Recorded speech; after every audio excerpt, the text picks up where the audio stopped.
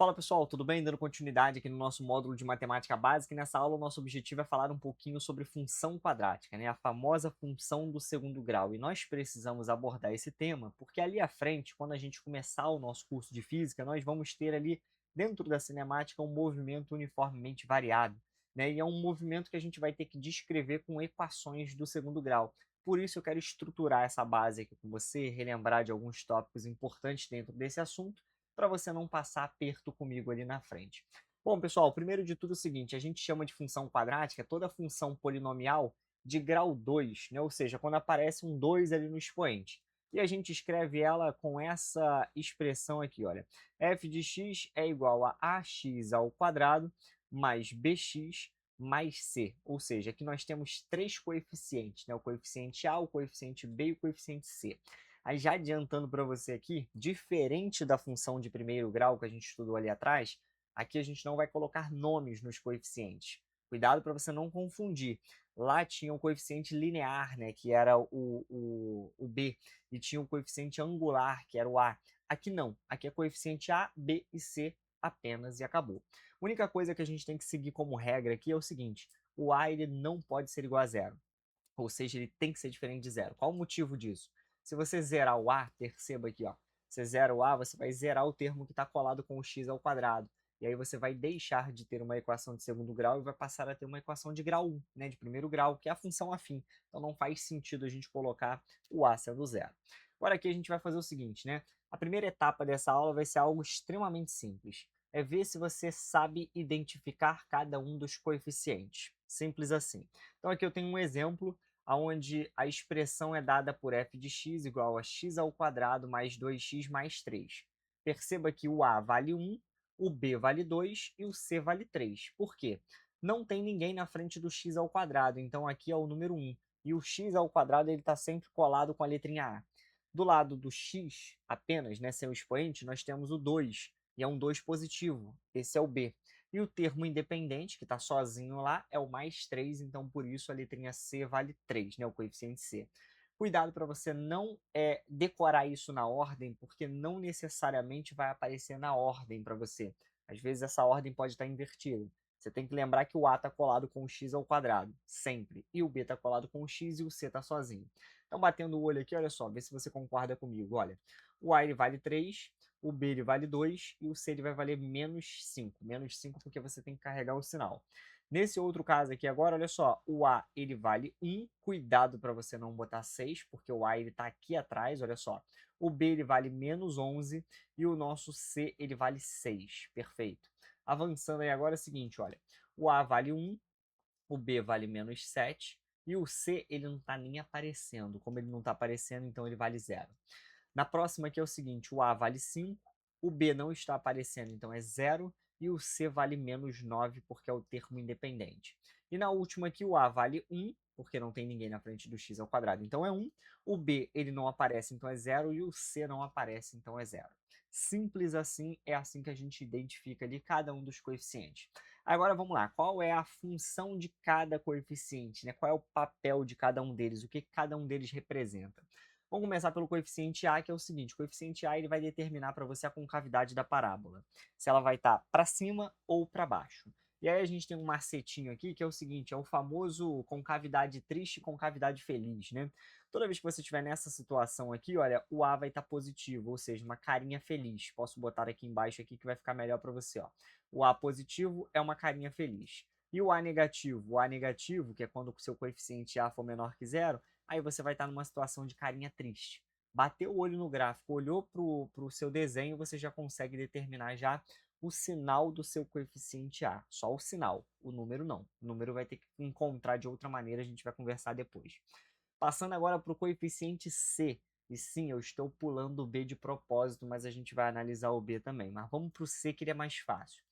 Toda vez que você estiver procurando o coeficiente C, basta você olhar para o gráfico e procurar o ponto onde o gráfico corta o eixo Y, ou seja, aquele pontinho onde ele corta o eixo vertical, que é o eixo Y, né, que a gente chama de eixo das ordenadas, é ali que vale o C. Ah, mas e se você não tiver um gráfico, e se você tiver só a função? Aí você vai fazer o seguinte, lembrando lá que a sua função f de x é igual a ax ao quadrado mais bx mais c. O que você vai fazer? Você vai colocar ali, olha, o valor zero no lugar do x, porque você está encontrando ali o ponto que corta o eixo y. Então, você vai fazer a sua f de zero. Substitui o x por zero e aí você vai ter aqui, olha, a vezes zero ao quadrado mais b vezes zero mais c. Ou seja, substituiu ali o x por zero, você vai ter aqui o valor do c. E o valor do c é justamente o ponto que corta o eixo y. Essa é a ideia. E agora o coeficiente b. O coeficiente b como é que funciona? O b é o seguinte, ele é a forma como o seu gráfico corta o eixo y. Como assim? Toda vez que você vai olhar para um gráfico na matemática, na física, na verdade, em qualquer situação da vida, você vai fazer uma leitura, né? Você lê sempre da esquerda para a direita. Vê se você concorda comigo. Tudo. Você vai começar a ler aqui, olha, coeficiente B, tracinho, forma como corta o eixo Y. A gente vai lendo da esquerda para a direita. No gráfico não é diferente, você vai olhar para ele da esquerda para a direita. Como você está olhando para cá, olha só, da esquerda para a direita, quando você estiver passando ali pelo eixo Y, vê se você concorda comigo que aqui, nesse primeiro caso, o seu gráfico está crescendo. Então, nesse caso aqui, o nosso B ele é maior do que zero. É um corte crescente, digamos assim. Se você analisar aqui, ó, na segunda situação, aqui você está tendo uma situação simétrica, ou seja, ele não está nem crescendo e nem decrescendo, ele está reto. Então, esse daqui é o caso em que o seu B ele vale zero. E no último caso? No último caso, quando você olha da esquerda para a direita, vê se você concorda comigo, olha que é um corte descendo, é um corte decrescente. Então, da forma como você corta o eixo Y, ele está cortando e indo para baixo. Então, nesse caso aqui, o seu B ele é negativo. Então, o coeficiente B, ele mostra para você a forma como o gráfico corta o eixo Y. Essa é a ideia. Avançando agora sobre as raízes, caso o exercício te pergunte ali sobre as raízes. Bom, raiz da função é o ponto em que o gráfico corta o eixo x. E aí, para isso, você vai ter que fazer um cálculo ali do delta, né? Que você já deve ter visto isso daqui alguma vez na vida. O delta ele tem uma fórmula, é b² menos 4 vezes a vezes c. Geralmente isso daqui é visto lá no nono ano. Esse é onde você aprende a fazer aquelas contas maiores, né? Fica todo feliz ali que você está fazendo umas contas enormes. Mas olhando para o delta, né, olhando ali para o estudo do delta, a ideia é o seguinte: se você faz o cálculo do b² menos 4ac e você encontra um resultado positivo, necessariamente o seu gráfico ele vai ter ali dois cortes no eixo x. Ele vai cortar duas vezes. Não importa se é para cima ou se é para baixo, ele vai cortar duas vezes. E aí nós vamos dizer que você tem duas raízes reais. Essa é a ideia. E se você fizer o cálculo do delta, do b² menos 4ac, e você encontrar um resultado igual a zero, se o seu delta der zero, significa que você tem apenas uma raiz real, ou seja, são duas raízes iguais, né? E aí a gente vai dizer que é uma raiz só. E no caso de você fazer o cálculo do delta, isso dá um resultado negativo, né? Aqui no meio é igual a zero e aqui no final é negativo. Se o seu delta for um número negativo, significa que o seu gráfico ele não corta o eixo x, ele está acima do eixo x ou abaixo do eixo x se ele estiver ali com a concavidade para baixo. E aí, nesse caso, a gente vai dizer que não existe raiz real. Por enquanto, a gente vai falar que não existe raiz real e ponto final. Mas mais à frente, se for necessário a gente entrar nesses detalhes, a depender do seu concurso, aí a gente vai falar que existem raízes complexas, e aí dá para você calcular isso, só que você precisa ver números complexos na matemática. Essa é a ideia. Avançando agora para o penúltimo tópico, aí é o seguinte: existe uma forma da gente escrever a equação do segundo grau, né, a função quadrática, o f de x igual a x ao quadrado mais bx mais c, sem escrever dessa forma. A gente escreve isso na forma que a gente chama de fatorada. Forma fatorada, você vai utilizar toda vez que o exercício já te entregar as raízes. Então você já sabe quais são as raízes e você quer descobrir, por exemplo, o valor do coeficiente a. Dá para você encontrar ele? Dá. Existe uma forma que se escreve assim, olha, f de x vai ser igual a, que é o coeficiente a, multiplicado aqui por x menos x1. Esse x aqui vai ser um ponto qualquer que você vai escolher ali no seu gráfico, e o x1, no caso, vai ser a primeira raiz, e aí o exercício já tem que te entregar isso. Multiplicado ainda por x menos x2, e esse x2 aqui vai ser o valor da segunda raiz. Então, nesse caso, você já vai ter essas informações, e a gente vai fazer algumas questões Você vai ver como que se aplica nessa situação. Mas isso daqui é muito útil quando você já tem as raízes e você quer descobrir o coeficiente A. Avançando agora para o último tópico aqui dessa aula e depois nós vamos partir para os exercícios, que é o seguinte, são os vértices da parábola. O que é esse negócio de vértice, né? É muito comum, não só na matemática, mas também na física, na verdade a gente vai usar demais isso aqui na física, o exercício te perguntar qual é o ponto máximo ou mínimo. No caso, quando você tem a sua concavidade virada assim para cima, né, no caso onde você tem o seu A positivo, que é esse aqui, você vai perceber que você vai ter um valor mínimo aqui no gráfico, olha só. Isso aqui a gente vai chamar de y do vértice. E esse y do vértice aqui, ele vai ser o seu mínimo. Como assim o mínimo, né? Abaixo desse ponto aqui, você não tem mais nada de gráfico para analisar. Ah, e se eu quiser o máximo? O máximo nesse desenho aqui não faz sentido a gente analisar, porque esse desenho ele vai para o infinito, olha só.